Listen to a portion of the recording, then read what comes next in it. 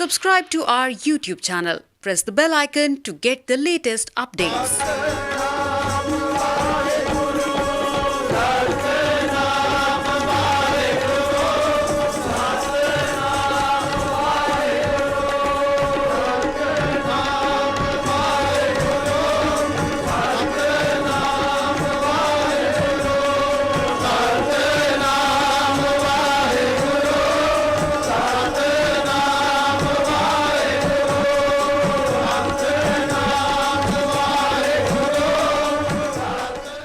वाहेगुरु जी का खालसा, वाहेगुरु जी की फतह।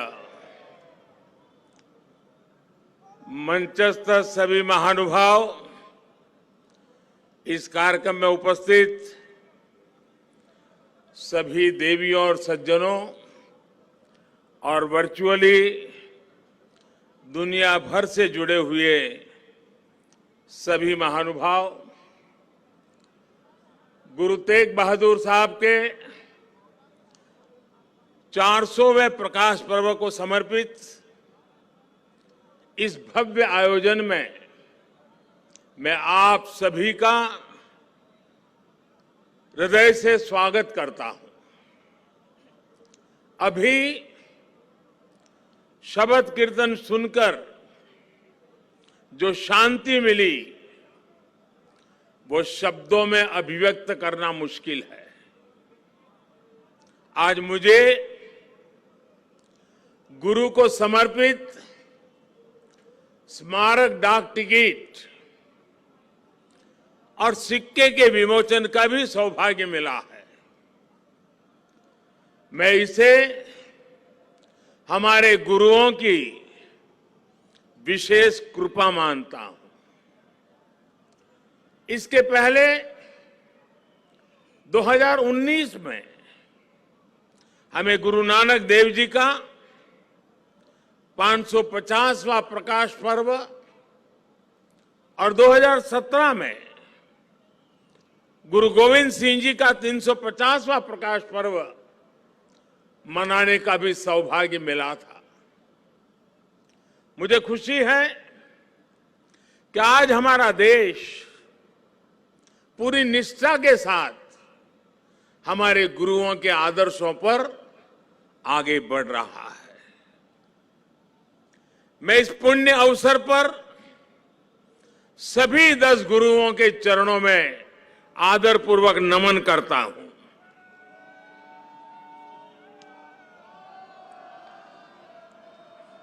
आप सभी को, सभी देशवासियों को और पूरी दुनिया में गुरुवाणी में आस्था रखने वाले सभी लोगों को मैं प्रकाश पर्व की हार्दिक बधाई देता हूं। साथियों, ये लाल किला कितने ही अहम कालखंडों का साक्षी रहा है। इस किले ने गुरु तेग बहादुर साहब की शहादत को भी देखा है और देश के लिए मर मिटने वाले लोगों के हौसले को भी परखा है। आजादी के बाद के 75 वर्षों में भारत के कितने ही सपनों की गूंज यहां से प्रतिध्वनित हुई है। इसलिए आजादी के अमृत महोत्सव के दौरान लाल किले पर हो रहा ये आयोजन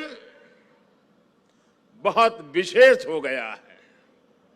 साथियों, हम आज जहां हैं, अपने लाखों करोड़ों स्वाधीनता सेनानियों के त्याग और बलिदान के कारण है। आजाद हिंदुस्तान, अपने फैसले खुद करने वाला हिंदुस्तान, लोकतांत्रिक हिंदुस्तान, दुनिया में परोपकार का संदेश पहुंचाने वाला हिंदुस्तान, ऐसे हिंदुस्तान के सपने को पूरा होते देखने के लिए कोटि कोटि लोगों ने खुद को खपा दिया।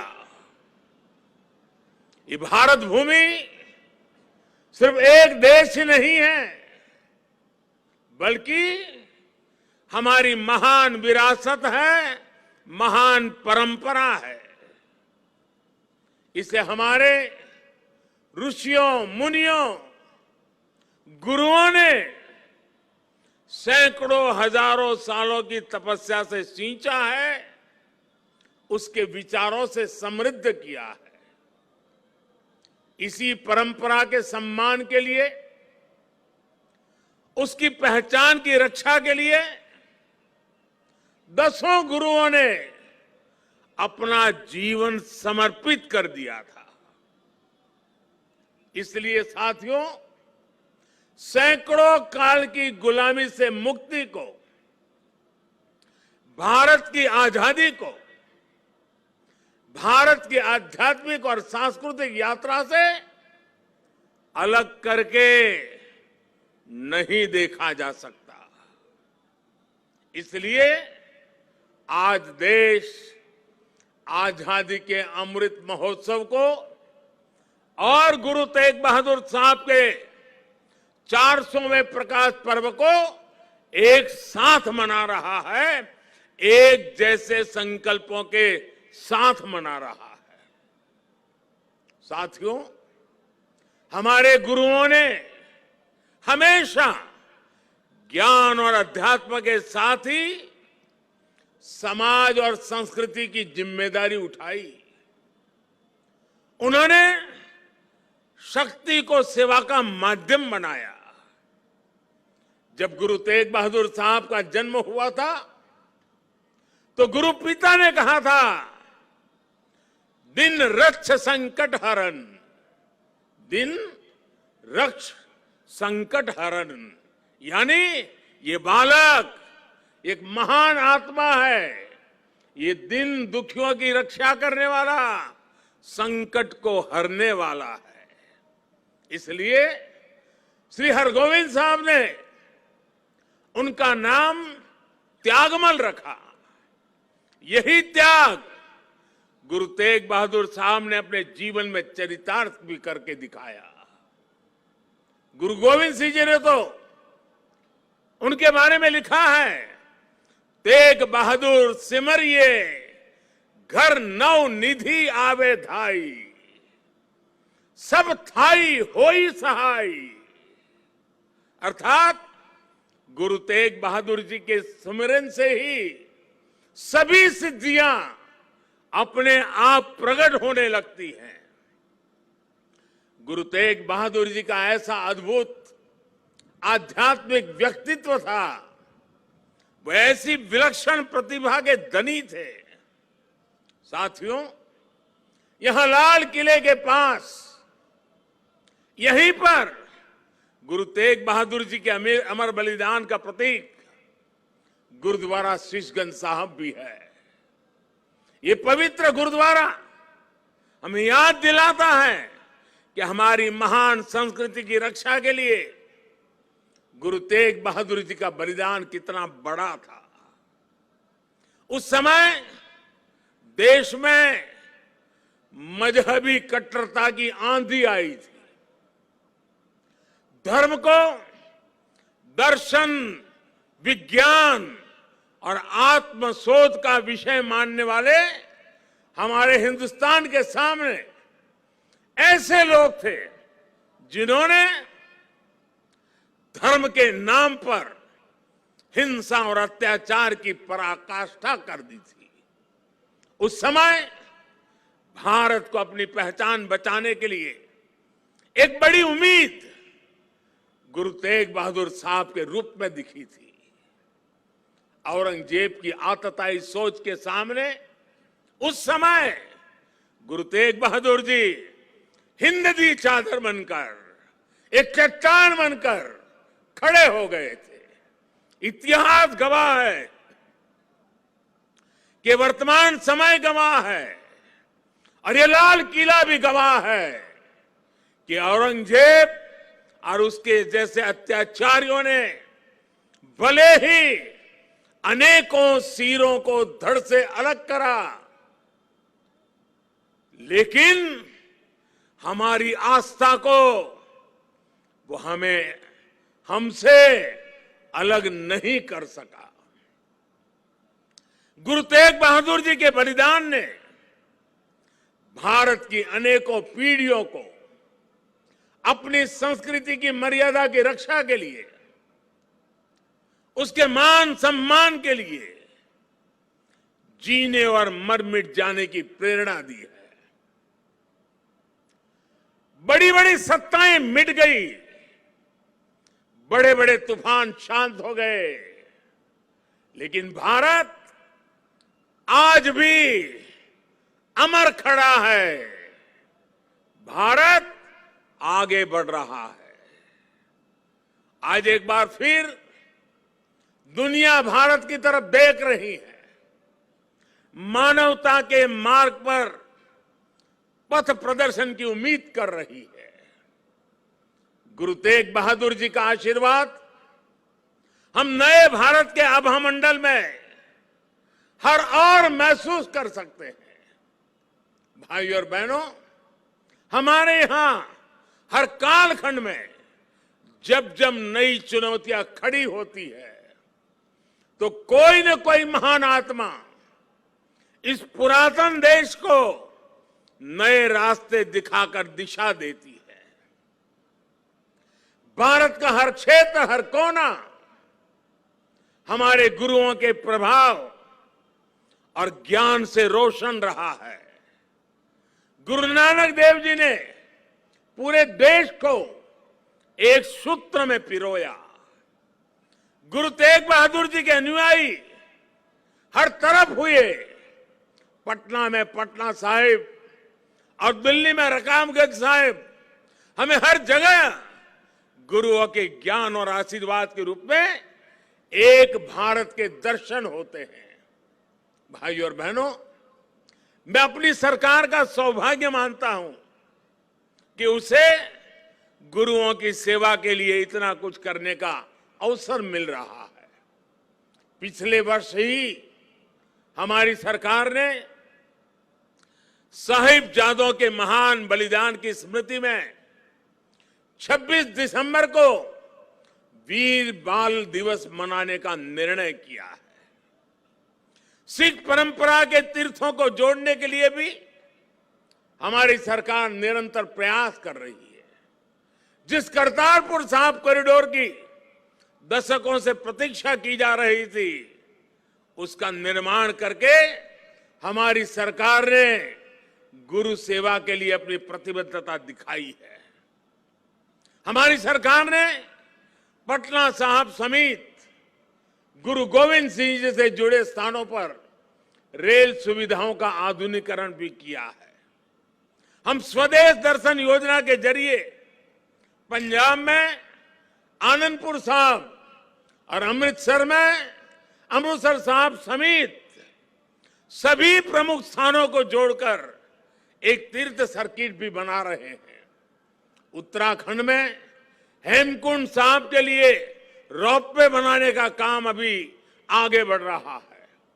साथियों, श्री गुरु ग्रंथ साहिब जी हमारे लिए आत्म कल्याण के पथ प्रदर्शक के साथ साथ भारत की विविधता और एकता का जीवंत स्वरूप भी है। इसलिए जब अफगानिस्तान में संकट पैदा होता है, हमारे पवित्र गुरु ग्रंथ साहिब के स्वरूपों को लाने का प्रश्न खड़ा होता है, तो भारत सरकार पूरी ताकत लगा देती है। हम न केवल गुरु ग्रंथ साहिब के स्वरूप को पूरे सम्मान के साथ शीर्ष पर रखकर लाते हैं, बल्कि संकट में फंसे अपने सिख भाइयों को भी बचाते हैं। नागरिकता संशोधन कानून ने पड़ोसी देशों से आए सिख और अल्पसंख्यक परिवारों को देश की नागरिकता मिलने का रास्ता साफ किया है। ये सब इसलिए संभव हुआ है क्योंकि हमारे गुरुओं ने हमें मानवता को सर्वोपरि रखने की सीख दी है। प्रेम और सौहार्द हमारे संस्कारों का हिस्सा है।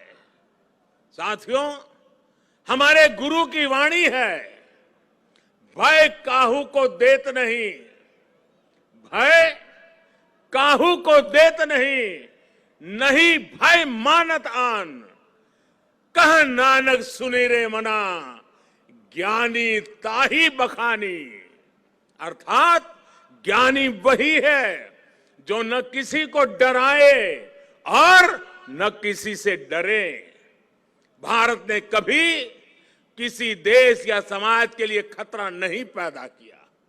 आज भी हम पूरे विश्व के कल्याण के लिए सोचते हैं, एक ही कामना करते हैं। हम आत्मनिर्भर भारत की बात करते हैं तो उसमें पूरे विश्व की प्रगति लक्ष्य का सामने रख करके हम करते हैं। भारत विश्व में योग का प्रसार करता है तो पूरे विश्व के स्वास्थ्य और शांति की कामना से करता है। कल ही मैं गुजरात से लौटा हूं, वहां विश्व स्वास्थ्य संगठन के पारंपरिक चिकित्सा के ग्लोबल सेंटर का उद्घाटन हुआ है। अब भारत विश्व के कोने कोने तक पारंपरिक चिकित्सा का लाभ पहुंचाएगा, लोगों के स्वास्थ्य को सुधारने में अहम भूमिका निभाएगा। साथियों, आज का भारत वैश्विक द्वंद्वों के बीच भी पूरी स्थिरता के साथ शांति के लिए प्रयास करता है, काम करता है। और भारत अपनी देश की रक्षा सुरक्षा के लिए भी आज उतनी ही दृढ़ता से अटल है। हमारे सामने गुरुओं की दी गई हुई महान सिख परंपरा है। पुरानी सोच, पुरानी रूढ़ियों को किनारे हटाकर गुरुओं ने नए विचार सामने रखे। उनके शिष्यों ने उन्हें अपनाया, उन्हें सीखा। नई सोच का ये सामाजिक अभियान एक वैचारिक इनोवेशन था।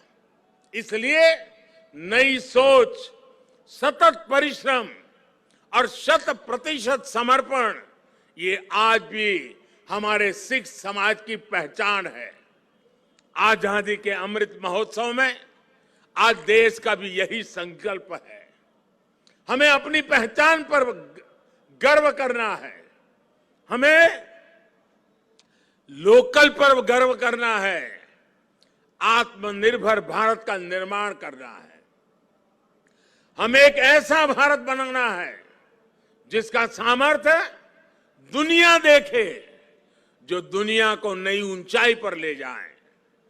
देश का विकास, देश की तेज प्रगति, ये हम सबका कर्तव्य है। इसके लिए सबके प्रयास की जरूरत है। मुझे पूरा भरोसा है कि गुरुओं के आशीर्वाद से भारत अपने गौरव के शिखर तक पहुंचेगा। जब हम आजादी के 100 साल मनाएंगे तो एक नया भारत हमारे सामने होगा।